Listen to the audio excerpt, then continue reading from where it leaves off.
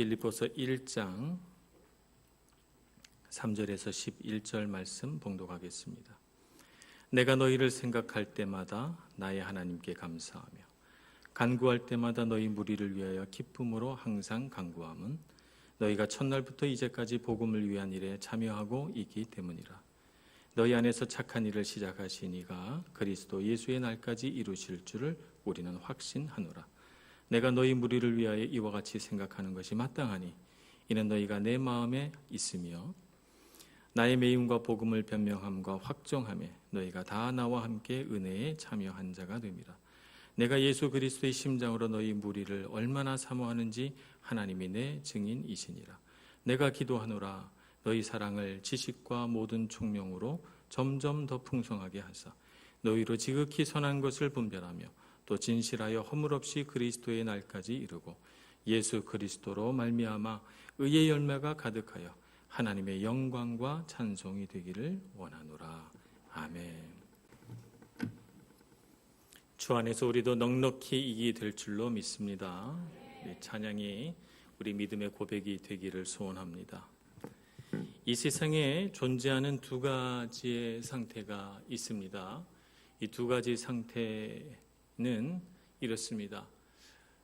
첫째는 하나님도 있고 행복도 있는 상태가 하나의 상태이고, 또 하나는 하나님도 없고 행복도 없는 상태, 이런 상태입니다. 이것이 우리의 삶 가운데 혼재되어 있다가 우리가 이 세상에서 생명을 마치는 그날 우리가 주님 앞에 서게 되면 이 두 가지 상태가 우리 앞에 명확하게 나타납니다. 그래서 하나님도 있고 행복이 있는 상태라고 하는 것은 천국의 모습으로 나타나고, 하나님도 없고 행복도 없는 상태는 지옥의 모습으로 나타나게 됩니다.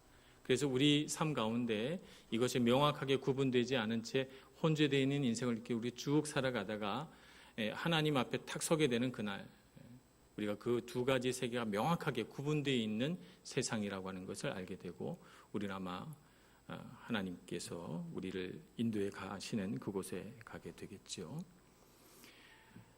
제가 이렇게 분류를 하면 이제 마음속으로 생각할 것입니다. 이것이 이제 네 가지 상태가 여기 들어 있으니까 짝짓기를 다시 이렇게 해볼 수도 있잖아요.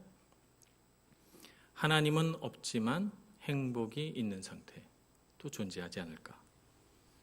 또 하나님이 있지만 행복은 없는 상태도 있지 않을까? 이렇게 생각을 해보게 되는 것입니다. 이 세상에 딱 두 가지만 존재한다고 했어요. 하나님도 있고 행복도 있는 상태가 존재하든지, 아니 하나님도 없고 행복도 없는 상태가 존재해요. 두 가지밖에 없는데 우리는 생각하기를 다른 상태도 있지 않을까? 하나님이 없지만 행복이 있는 상태도 있지 않을까 생각하고 그런 상태가 있을 거라고 생각하면서 살아갑니다. 그것을 또 추구하기도 합니다. 또 한편으로는 하나님이 있지만 행복이 없는 삶을 추구하고 그런 삶을 만들어 가기도 합니다. 그러나 분명히 말씀드리지만 그런 상태는 이 세상에 존재하지 않습니다. 하나님은 없지만 행복이 있는 상태를 고난 없는 평탄한 삶이라고 우리가 정의할 수 있겠습니다. 하나님이 없어도 괜찮아요. 내 삶에 고난이 없다면, 내 삶이 평탄하다면 난 행복하지 않을까라고 생각하는 것입니다. 정말 그런 삶이 존재할까요? 좀 이따 살펴보기로 하겠습니다. 또 하나는 하나님이 있지만 행복이 없는 상태는 율법주의적인 신앙생활이라고 말할 수가 있습니다. 하나님과 함께 있지만 기쁘지 않아요. 하나님과 동행한다고 하지만 그의 삶에 웃음은 사라진 지 오래입니다. 왜냐하면 하나님의 말씀대로 막 살아야 되다 보니까 너무나 많은 일들 속에서 내가 살아야 하기 때문에 하나님의 말씀대로 살아야 하는 부담감 때문에 즐겁지가 않은 거예요. 기쁘지가 않은 것이죠. 이런 삶을 율법주의적인 신앙생활, 금욕주의적인 신앙생활이다, 이렇게 말할 수가 있겠습니다. 하나씩 살펴보도록 하겠습니다. 고난 없는 평탄한 삶, 하나님 없이도 우리는 행복할 수 있을까요? 그런 삶이 행복을 줄 것이라고 하는 마음을 우리는 세상에서 쉽게 얻을 수가 있습니다. 그래서 그런 삶이 있지 않을까 우리는 생각합니다. 꿈꿉니다. 그것을 추구합니다. 하나님을 믿고 하나님과 함께 하는 삶은 좀 많은 고난을 통과해야 될 것 같은 생각이 드니까 고난 없이 평탄한 삶. 그래서 우리는 괴롭고 불편하고 어두운 소식들은 피합니다. 누가 불행한 소식을 당했다든지 불행한 일을 당했다든지 혹은 태풍으로 인해서 큰 피해가 났다든지 이런 뉴스가 나오면 우리는 뉴스를 보다가 마음이 어려워집니다. 그 고난이 내가 계속 보고 있으면 그 고난이 나에게도 올 것 같아요. 그리고 기분이 막 우울해집니다. 채널을 돌리죠. 골치 아픈 문제 우리가 가지고 씨름할 수 있습니다. 이 세상에는 정말 많은 문제들이 있기 때문이죠. 예를 들자면 성매매라든지 낙태라든지 이런 주제에 우리 삶에 밀접한 관련이 있습니다만 우리가 그런 걸 가지고 이렇게 저렇게 고민을 해결할 방법들을 생각한다는 것은 우리에게 힘든 일입니다. 또 동성애 문제 요즘에 큰 이슈지만 거기에 대해서 입장 표명을 하고 그것을 가지고 우리가 얘기해 본다는 것은 어려운 일입니다. 골치 아픈 문제, 이 세상에 여러 가지 우리의 삶에 직접 간접으로 영향을 주는 문제들이 있지만 이런 것을 가지고 고민하고 씨름해 보는 것 우리의 마음을 불편하게 합니다. 왜냐하면 그런 것을 가지고 생각하다 보면 마음이 이렇게 편하지가 않아요. 그런 거는 이제 잠시 내가 걱정 안 해도 여기에 전문가들이 얼마나 많은데 알아서 해결하겠지, 알아서 다 좋게 만들겠지 이렇게 생각하고 우리는 고민을 끊습니다. 이 세상에 참으로 많은 고난이 있습니다만 고난을 되도록이면 보지 않고 이 고난에 대하여 듣지 않고 살아가고자 합니다. 고난 없는 피상적인 삶에 매달리기도 합니다. 그러다 보니까 실제적으로 우리 삶에 고민해야 하는 문제조차도 우리는 간과할 때가 있습니다. 부부관계에 불화가 일어나고 갈등이 일어날 때 이 문제는 가정에 있어서 매우 본질적인 문제이기 때문에 아무리 힘들더라도 꼭 해결하고 지나가야 하는데 우리는 그것을 덮습니다. 이 문제를 파고들면 더 큰 문제가 생겨날까 봐 되도록이면 이 문제가 더 큰 문제가 되지 않도록 그냥 덮어두려고 애를 씁니다. 자녀가 어떤 문제가 있어서 나쁜 친구들과 어울리고 어떤 또 나쁜 행동을 하게 될 때 우리는 이 자녀를 데려다가 무엇이 문제인지를 물어보고 이 자녀를 올바르게 지도해야 되지만 그러나 그렇게 하지 않고 문제를 회피합니다. 일시적으로 그 문제를 그냥 해결할 수 있는 단기적인 처방에 머무릅니다. 그래서 그냥 덮어두려고 합니다. 문제가 있는 채로 이렇게 살아가려고 하는 것이죠. 겉으로 보기에는 고난이 없고 아무 문제가 없는 것 같이 보이나 그러나 고난 없는 평탄한 삶처럼 보이는 우리의 많은 일상 속에 우리가 진정으로 추구하는 고난 없는 평탄한 삶이 주는 행복은 잘 찾아오지 않습니다.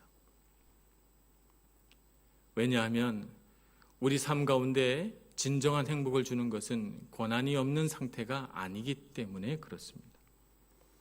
우리 삶에 진정으로 행복을 가져다 주는 것은 말씀드린 것처럼 하나님이 있는 삶입니다. 하나님과 함께 할 때, 하나님을 우리 마음에 모시고 살 때 우리에게 진정한 행복이 찾아오지 하나님 없이 우리의 삶이 아무리 평안하고 평탄하다고 한들 우리 삶의 진정한 행복은 잘 찾아오지 않는 것입니다. 오늘 사도 바울은 감옥에 갇힌 상태입니다. 그의 삶은 고난 중에 있습니다. 그는 차가운 돌바닥에서 먹고 자고 해야 합니다. 그는 무거운 쇠사슬에 손과 발이 묶여 있습니다. 자기가 하고 싶은 대로 하고 살 수가 없죠. 사람들에게 부끄러운 상태에 있습니다. 그의 육체적인 이런 고난, 또 정서적인 외로움, 또 영적인 여러 가지 싸움들 속에서 사도 바울은 분명히 그 고난 속에서 행복하지 않아야 함에도 불구하고 오늘 편지에 보면 이렇게 고백합니다. 내가 너희를 생각할 때마다 나의 하나님께 감사하며 간구할 때마다 너희를 위하여 기쁨으로 항상 간구하며 감옥에 갇힌 사도 바울이 빌립보 교인을 향해서 감사하고 기뻐하고 있는 것입니다. 그의 삶의 행복은 어디서 온 것일까요? 그의 삶의 기쁨은, 그의 삶의 감사는 어디서 온 것입니까? 하나님과의 관계 안에서 온 것이죠. 하나님께서 함께 하시다고 생각하니까 함께 하나님께서 감옥에 갇힌 그 순간에도 하나님의 백성들 가운데서 일하시는 것을 보고 그의 마음이 고난에도 불구하고 기쁘고 감사한 것입니다. 행복은 고난이 있느냐 없느냐에 달려있지 않습니다. 우리의 행복은 하나님께서 우리의 삶에 있는가 없는가에 달려있는 것입니다. 그러므로 우리가 이 세상을 살아가면서 하나님과 동행하지 않은 채 고난만 없으면 우리가 행복하겠지라고 하는 환상을 버리시고 하나님과 함께 한다면 이 세상에 고난이 있든 없든 상관없이 우리는 항상 기쁘고 감사할 수 있다는 사실을 분명히 우리 마음속에 새겨두시고 하나님과 함께 하나님도 있고 행복도 있는 삶을 누리시는 여러분들 되시기를 축복합니다. 두 번째는 율법주의적인 신앙생활이죠. 하나님이 있지만 행복이 없는 상태예요. 다른 사람들이 기뻐하고 즐거워하는 모습을 보면 괜히 그 사람이 잘못한 것도 없는데 눈살이 찌푸려집니다. 못마땅합니다. 경건치 않은 것 같아요. 경건한 삶이랑 항상 진지하고 금욕적이고 일을 많이 해야 한다고 생각합니다. 웃고 즐기고 기뻐하고 행복해하는 것은 하나님께서 기뻐하실 만한 일은 아니라고 생각이 드는 거예요. 많이 일하면 일할수록 수고하면 수고할수록 하나님께서 기뻐하실 거라고 생각하고 내 수고와 내 많은 노력들을 드러내고자 합니다. 내가 이렇게 하나님 앞에서 열심히 일하고 내가 이렇게 하나님 앞에서 수고했고 내가 이렇게 많은 일들을 쉼없이 하고 있다는 것을 드러내면서 이것이 바로 행복이라고 주장하지만 자신도 행복하지 않고 그 사람을 바라보는 사람도 행복하지 않습니다. 하나님께서는 정말 우리가 많이 일하고 많이 땀 흘리는 것을 좋아하실까요? 그렇지 않습니다. 그것은 하나의 오해입니다. 하나님은 우리가 하나님과 즐겁게 교제하고 하나님과의 관계 안에서 건강하여서 우리가 하나님을 바라보며 기뻐하는 것을 원하시지 우리가 일을 많이 하는 것을 좋아하시지 않습니다. 우리가 선교를 다녀왔습니다만 우리가 선교 가서 참 일을 많이 했습니다만 하나님께서 우리 일 많이 했다고 선교팀 사역 잘했네 라고 하시는 거 아니라는 걸 우리가 알아야 합니다. 우리가 루마니아 땅에 도착한 셋째 날 우리 목사님께서 우리 선교팀이 와서 앞으로 계속 수고해야 되니까 루마니아 소금 강산에 우리를 데리고 가시겠다는 거예요. 그래서 그 시장님이 목사님이신데 그 목사님 사모님이 우리를 데리고 소금 강산으로 갔습니다. 가까운 데인 줄 알았는데 한 3시간 반 걸려서 소금 강산에 갔어요. 아침에 큐티를 하면서 서로 이렇게 마음을 나눌 때 모두들 마음이 불편한 거예요. 우리가 여기 놀러 왔나? 선교하러 왔는데 오늘 하루 선교하면 얼마나 많은 집시들을 만나고 사역할 거예요? 그런데 우리가 소금 강산에 간다고 생각하니까 마음이 다들 불편해서 어떻게 해야 될까? 이렇게 생각을 하다가 아침 묵상을 나누는 중에 하나님께서 우리에게 주신 선물이라고 하는 것을 깨달았습니다. 그 시간이 우리를 향한 선의로 우리가 기뻐하기를 원하셔서 시장님과 사모님 우리에게 준비한 선물이고 또 그 선물을 우리에게 주실 때는 하나님께서 우리더러 기뻐하라고 주신 선물인데 우리는 왜 마음이 다 어려울까? 이건 하나님이 기뻐하실 일은 아니다. 우리가 더 많이 일하는 것이 하나님을 기쁘게 하는 것이 아니라 하나님이 기뻐하라고 할 때 기뻐하는 것이 하나님을 기쁘시게 하는 거다라고 생각했습니다. 그래서 소금강산으로 갔고 그곳에서 하나님을 찬양했죠. 처음으로 길거리 찬양을 소금강산 안에서 이렇게 하게 됐는데 두려웠습니다. 정말 어떤 무대보다도 두려웠는데 정말 사람들이 광산 안에서 시끄럽게 떠들고 있는 중에 우리가 하나님을 찬양하며 섰을 때 많은 사람들이 감동받고 주위로 몰려들고 사진을 찍고 우리도 찬양하는 가운데 우리 마음이 다 풀리고 아 정말 우리가 주님께서 기뻐하실 만한 일을 했고 왜 우리가 여기에 왔는지 하는 것을 이해하게 됐습니다. 율법주의적인 신앙생활에 사로잡혀서 죄책감에 눌려 기쁨을 잃어버린 신앙생활은 하나님이 원하시는 신앙생활이 아님을 알아야 합니다. 하나님은 계시지만 행복하지 않다면 그것은 이 세상에 존재하는 상태는 아닌 것입니다. 하나님도 있고 행복도 있는, 기쁨도 있는 그런 신앙생활을 누리시기를 축복합니다. 하나님, 우리가 얼마나 일해야 하는지 많이 일할수록 기뻐하시는 하나님이 아니십니다. 하나님은 일중독 하나님이 아니세요. 우리가 무엇을 얼마만큼 일해야 하는지는 하나님께서 결정하십니다. 그러므로 우리는 하나님께서 일하라고 하시면 일하고, 쉬라고 하시면 쉬고, 누리라고 명령하시면 누리고 기뻐하는 것이 우리의 할 일입니다. 우리가 오로지 해야 할 일은 하나님을 바라보고 하나님과 함께 있고 하나님을 경외하고 하나님을 기뻐하는 것입니다. 하나님께 영광 돌리는 것입니다. 우리는 성경의 균형 잡힌 시각을 받아들여야 합니다. 고린도후서 6장 10절에서는 이렇게 말씀하십니다. 근심하는 자 같으나 항상 기뻐하고 가난한 자 같으나 많은 사람들을 부요하게 하고 아무것도 없는 자 같으나 모든 것을 가진 자로다. 우리가 그와 같은 사람으로 이 세상을 살기를 원합니다. 이 세상에서 우리가 얼마나 가졌나, 우리가 이 세상에서 얼마나 많이 일했나 라고 하는데 우리 기쁨이 있지 않고 내 안에 하나님이 있는가, 나는 하나님과 동행하는가 라고 하는 것이 우리의 삶의 기쁨의 원천이 될 수 있기를 소망합니다. 주님 안에 기쁨이 있고 주님 안에 행복이 있습니다.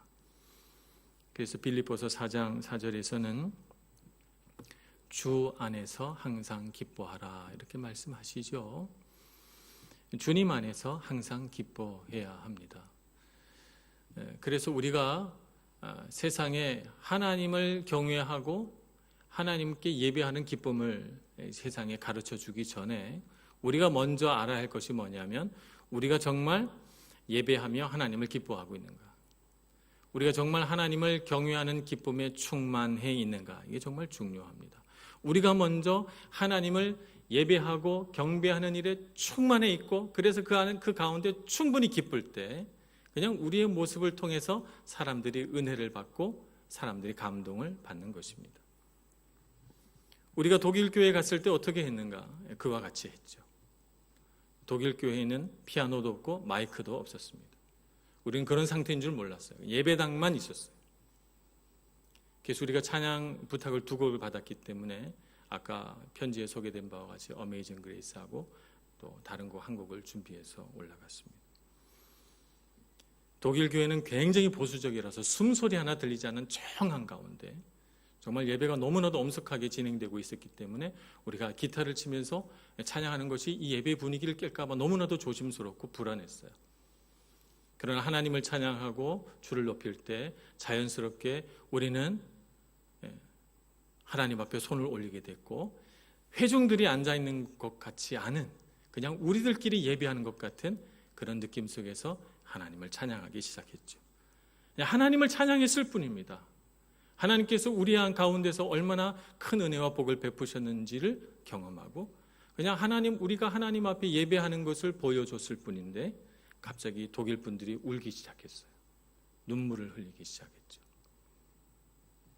그들의 삶의 고통이 무엇이었는지, 그들이 1700년대부터 수백 년 동안 그 땅에 살면서 어떤 애환과 아픔을 갖고 있는지 우리는 모릅니다. 그냥 우리가 하나님께 예배하는 것을 보여줬을 뿐인데 그들은 그 자리에서 우리와 똑같이 하나님께 예배하기 시작했고 기쁨의 눈물, 감사의 눈물을 흘리기 시작했던 것입니다. 우리의 행복, 우리의 기쁨은 어디에 있는가? 주님을 찬양하는 데 있습니다. 아멘 하시기 바랍니다. 우리의 진정으로 기뻐하는 길은 이 세상에 우리의 소유를 늘리는 것이 아니고 우리가 이 세상에서 높은 자리에 올라가는 것이 아니고 우리의 삶에 아무런 고난이 없는 평탄한 삶이 주어지는 것이 아니고 우리의 삶에 고난이 있든 없든 우리의 삶에 행복할 어떤 거리가 있든 없든 상관없이 항상 주님을 높이고 주님과 동행할 때 우리는 평생 행복하게 되는 줄로 믿습니다. 그런 믿음으로 이 세상을 사는 저와 여러분이 되기를 소망합니다. 그래서 주님께서 주신 진정한 행복이란 이렇게 주님과 동행할 때 일어나는 일들 가운데 있습니다. 주님과 동행할 때 우리 삶 가운데 어떤 일들이 일어나는가? 첫째는 우리의 삶의 성장이 있습니다. 베드로 후서에 보면 이런 말씀이 있죠. 오직 우리 주 곧 구주 예수 그리스도의 은혜와 그를 아는 지식에서 자라가라 라고 하는 말씀이 있습니다. 이렇게 주님을 아는 지식에서 자라가면 자라갈수록 이상하게 우리 삶의 기쁨도 자라납니다. 우리가 하나님을 조금 알 때는 조금 기쁘지만 하나님을 많이 알면 많이 기뻐요. 하나님을 더 많이 알아갈수록 우리의 삶의 기쁨과 행복은 점점 더 커지죠. 그러한 가운데 우리의 삶의 성장이 일어나게 됩니다. 우리 생각이 바뀌고 우리 삶의 패턴이 바뀌고 우리 인생의 목적이 바뀌게 되는 놀라운 일들이 일어나죠. 그런데 우리가 꼭 기억해야 하는 것은 성장에는 성장통이 있다는 것입니다. 성장하기 위해서는 반드시 성장통을 지나가야 합니다. 성장통에는 여러 가지 것이 있습니다. 우리 아이들이 자라날 때 보면 초등학교 고학년이 되면 갑자기 발목도 아프고 무릎도 아프다고 해요. 성장통이 옵니다. 갑자기 뼈가 막 이렇게 자라나기 시작하니까 아이들은 성장통을 느낍니다. 그래서 이렇게 주물러 줘야 되죠. 그러나 그 성장하는 시기가 지나면 사라집니다. 청소년기가 되면 육신은 다 컸지만 마음의 성장통이 오기 시작합니다. 괜히 다 할 수 있는 일이지만 어긋나게 행동하고 반항하기 시작하고 그리고 착한 일뿐만 아니라 착하지 않은 일도 해보고 싶어요. 궁금해가지고. 그래 해보고 싶죠. 괜히 부모님 말씀을 순종하며 살아왔지만 한 번쯤은 안 순종해보고 싶어요.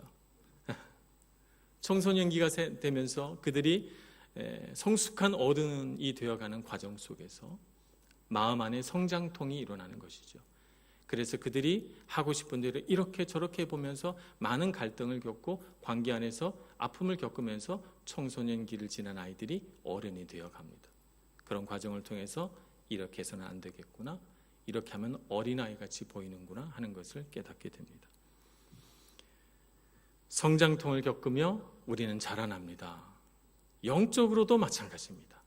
영적으로도 우리는 하나님 앞에서 성장할 때 성장통을 겪습니다. 우리가 겪는 성장통을 예수님은 뭐라고 말씀하셨는가 하면 자기 부인이라고 말씀하셨습니다. 누구든지 나를 따라오려거든 자기를 부인하고 자기 십자가를 지고 나를 따라올 것이니라고 말씀하셨죠. 우리의 성장통은 자기 부인입니다. 나를 버리고 하나님 중심으로 사는 것, 이것이 우리의 성장통이죠. 나의 옛사람을 예수와 함께 십자가에 못 박고 예수 그리스도로 살아가는 과정은 우리에게 힘든 과정입니다. 쉽지 않습니다. 그러나 그 과정을 겪어내고 그 과정을 통해서 나의 옛사람을 자꾸 버리고 예수 그리스도와 살겠다고 눈물로 주님 앞에 고백할 때 그 아픔에도 불구하고 그 길을 걸어가겠다고, 그 좁은 길을 걸어가겠다고 우리가 주님 앞에 고백할 때 우리는 성장합니다. 우리가 성장하고 나서 우리 인생을 뒤돌아보며 우리가 느끼게 되는 것은 감사죠. 감사합니다, 주님. 내가 주님 없이 어떻게 이렇게 걸어갈 수 있었으며 이렇게 성장할 수 있겠습니까? 나를 묶고 있던 어떤 생각, 나를 묶고 있던 어떤 감정, 나를 묶고 있던 죄로부터 나를 건져내 주셨군요. 저는 이제 자유합니다. 하나님 더 자유하게 해주세요 라고 하는 고백이 우리 입술에서 터져나오게 되는 것입니다. 그런 성장이 있는 여러분들이 되시길 축복합니다. 주님과 동행하면 우리에게는 성장이 일어납니다. 주님과 동행할 때 우리는 주님 앞에 순종하게 됩니다. 주님과 동행하면서 순종할 때 우리는 하나님께 영광 돌리는 법을 배우게 됩니다. 하나님께 영광 돌리는 법을 배우면 하나님이 영광 받으셔서 찬란한 영광 가운데 계신 것을 알게 되고 그 순간 우리도 함께 기뻐하게 되는 것이죠. 놀라운 경험입니다. 우리는 이 세상에 살면서 내가 정말 기쁘려면 내가 나를 위해서 무엇인가를 해야 된다고 배웠습니다. 내가 맛있는 걸 먹으면 기쁘고 내가 사고 싶은 물건을 사면 기쁘고 내 마음대로 내가 하고 싶은 대로 하면 내가 기쁘다고 하는 것을 세상 속에서 배웠습니다. 하나님 앞에서 배우는 것은 반대입니다. 하나님께 순종하기 위하여 내가 하고 싶은 것을 내려놓고 내가 먹고 싶은 것을 내려놓고 하나님께서 내가 원하는 것을 내가 하기를 원하는 것에 순종하게 될 때 놀랍게도 기쁨이 사라져야 할 그곳에서 기쁨이 생기는 것을 경험하게 되죠. 하나님이 영광 받으시는 바로 그 자리에서 우리도 함께 기뻐하게 되는 것입니다. 어떤 사람은 이 사실을 이렇게 잘못 이야기하기도 합니다. 오늘날 번영신학의 가장 대표적인 인물로 꼽고 있는 분이 조엘 오스틴이라고 하는 목사님이신데, 이 조엘 오스틴 목사님의 사모님이신 빅토리아 오스틴은 이렇게 말했습니다. 우리가 하나님께 순종함은 그분을 위한 일이 아니라, 그렇게 볼 수도 있겠지만 우리 자신을 위한 일이다, 이렇게 말했습니다. 그래서 이 글을 SNS에 올렸을 때 많은 비난을 받았습니다. 이렇게 말한 거예요. 우리가 하나님께 순종하면 그분을 위한 일이 아니라 우리 자신을 위한 일이다 라고 말한 것. 얼핏 들으면 맞는 말 같지만 정말 잘못된 말입니다. 명백히 잘못된 말이죠. 우리는 우리 자신이 기쁘기 위해서 하나님께 영광 돌리는 것이 아닙니다. 목적을 우리 자신을 기쁘게 하는 데에 목적을 두면 안 되는 것이죠. 무슨 일을 하든지 마땅히 하나님을 사랑하는 마음으로 해야 되고, 무슨 일을 하든지 마땅히 하나님을 경외하는 마음으로 해야 되고, 무슨 일을 하든지 마땅히 하나님을 영화롭게 하려는 마음으로 행해야 되고, 무슨 일을 하든지 마땅히 하나님을 기쁘시게 하려는 마음에서 해야 합니다. 그렇게 하나님 앞에 순종하고 하나님께 영광 돌리려고 했는데, 그런 마음밖에 없었는데 놀랍게도 하나님이 우리에게 하나님이 가지신 그 기쁨을 나누어 주시는 것이죠. 그래서 우리의 마음도 기쁘게 되는 것이지, 우리가 기쁨을 얻어야 되겠다 이렇게 생각을 해서 그러면 하나님께 영광 돌려야지 이렇게 되는 것은 순서가 잘못된 것입니다. 그래서 이 말을 이렇게 바꾸어야 합니다. 우리가 하나님께 순종함은 먼저 그분을 위한 일이고 또한 결과적으로 우리의 자신을 위한 일이기도 하다라고 바꾸어야 하는 것입니다. 자기중심적인 행복을 물리쳐야 합니다. 그것이 설령 영적인 것이라 하더라도 내가 중심이 돼서 내가 기쁨을 얻고 내가 행복하기 위하여 하나님을 예배하는 일은 없어야 합니다. 오로지 하나님 중심으로 하나님께 영광 돌리고 하나님을 위하고 하나님을 바라볼 때 거기에 우리의 기쁨이 있다는 것을 알아야 하는 것입니다. 그래서 우리는 고난 속에서도 순종해야 합니다. 내가 아무리 수고했어도 내가 한 것이라고 자랑하지 않고, 내가 이렇게 땀 흘렸다고 사람들에게 말하지 않고, 이 모든 일을 가능케 하신 분은 주님이시라고 고백할 수 있어야 합니다. 선교 마지막 날 가르쳐 주신 것이 바로 그것입니다. 아까 선교 보고 때도 말씀하셨지만 오전에 2시간 반 예배를 드렸어요. 루마니아어, 독일어, 헝가리어, 영어, 한국말만 빼고 4가지 언어로 예배를 2시간 반을 드렸습니다. 가톨릭 목사님, 개신교 목사님, 또 시에 관계된 또 높은 분들 나오셔서 한 말씀씩 다 하겠는데, 목사님들이 5분씩 설교하기로 했는데 다 30분씩 설교하셨어요. 그래서 찬양은 조금 하고 설교로 2시간 반의 예배를 드린, 정말 우리가 경험해 보지 못했던 아주 엄숙하고 아주 긴 예배였어요. 우리에게 있어서 가장 큰 괴로움은 설교 예배 시간이 길었다는 것이 아니라 한마디도 못 알아듣겠다는 것이었어요. 하지만 예배 시간이니까 아무 말도 못 알아들었지만, 정말 졸음이 쏟아지고 피곤했지만 우리는 끝까지 버티고 예배했습니다. 그리고 사역이 다 끝났다고 생각한 것이죠. 그 예배 시간에 우리가 찬양 몇 곡을 하고 우리의 사역은 다 끝났다고 생각했어요. 그래서 너무 기뻐하며 야, 우리끼리 이제 예배를 드리자라고 모였습니다. 그래서 예배하고 싶은 마음이 막 이렇게 가슴에 뭉쳐져 있다가 오후 3시 반에 우리끼리 예배하게 됐을 때 터져 나왔습니다. 1시간이 다 되도록 우리가 찬양하면서 서로 눈물 흘리고 그 안에서 우리의 모든 죄를 회개하고 그 안에서 하나님과 동행하는 법을 배우고 그 안에서 우리가 얼마나 자유하게 하나님 앞에 부르심 받았으며 하나님 앞에 순종하는 것이 우리에게 얼마나 큰 은혜인가 하는 것을 찬양을 통해서 우리가 마음 깊이 받아들이고 너무너무 좋았어요. 목이 터져라 찬양했습니다. 그리고 예배가 딱 끝나자마자 30분 공연하라는 요청을 받았습니다. 30분 공연하는 요청을 예배 전에 받았다면 우린 그렇게 열심으로 노래하지 않았을 거예요. 목 다 아꼈을 겁니다. 예배를 그렇게 길게 하지 않았을 것입니다. 그러나 주님은 우리의 모든 힘을 찬양에 다 쏟기를 바라셨고 예배하는 일에 쏟기를 바라셨습니다. 그리고 우리의 목이 정상적인 상태가 아니었음에도 불구하고 그런데도 순종하며 나를 예배할 수 있겠느냐고 말씀하셨고 우리는 그대로 순종한 것이죠. 마지막 무대에 다 올라가서 하나님을 찬양하고 그랬을 때 정말 많은 분들이 기뻐하고 한 사람도 그 자리를 떠나지 않고 심지어 집시들도 그 자리에 참석해서 함께 하나님을 높여드렸습니다. 모든 일은 주님께서 하시는 일입니다. 주님께서 우리 안에 일하시기 위하여 일부러 우리를 피곤하게 하시고 우리가 우리의 힘을 의지하지 않게 하시고 우리의 지혜를 의지하지 않게 하시고 우리 자신 스스로 내가 하겠다는 마음을 버릴 때까지 우리를 이끌어 가십니다. 이 얼마나 놀라운 은혜인가요?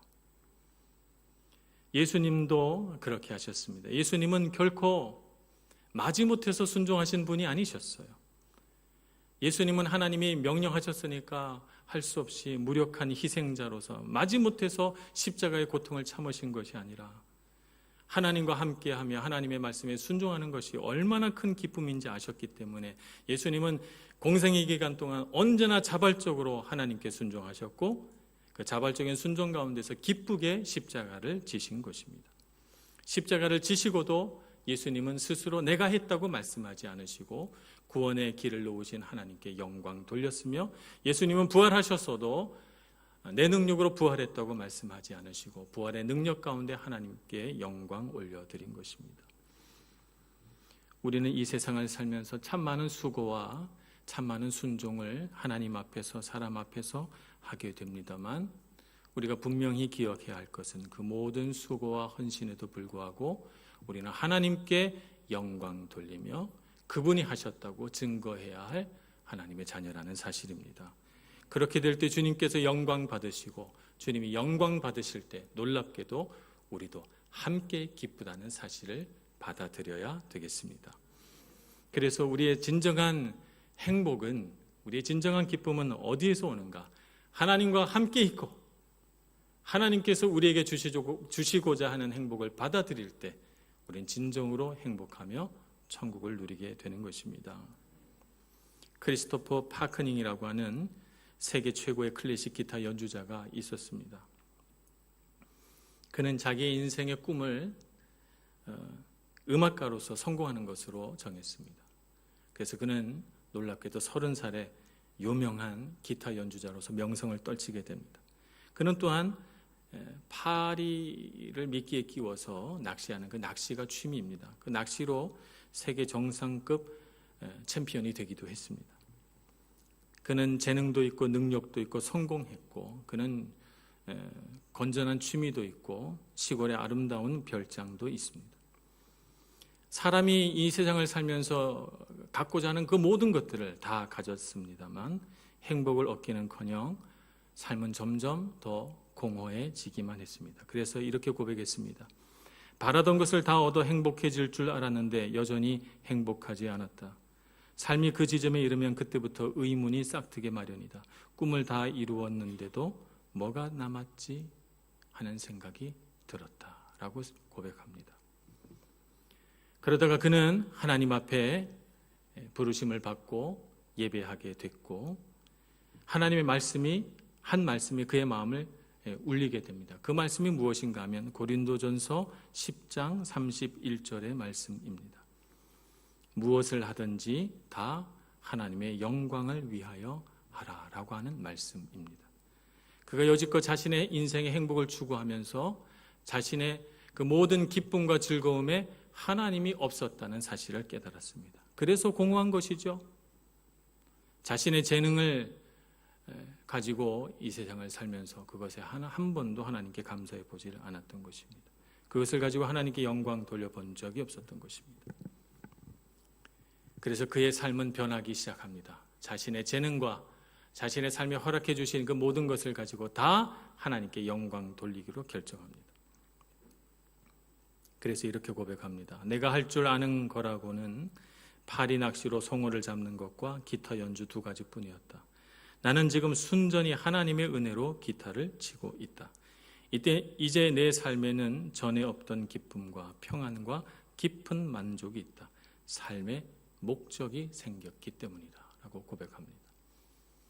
오늘 우리도 이 세상을 살면서 우리의 참된 인생의 목적은 하나님을 기쁘시게 하는 것이며 우리가 하나님과 동행할 때 정말 기쁘다는 사실을 알고 그 기쁨과 그 영광에 동참할 수 있는 저와 여러분 되기를 간절히 소원합니다.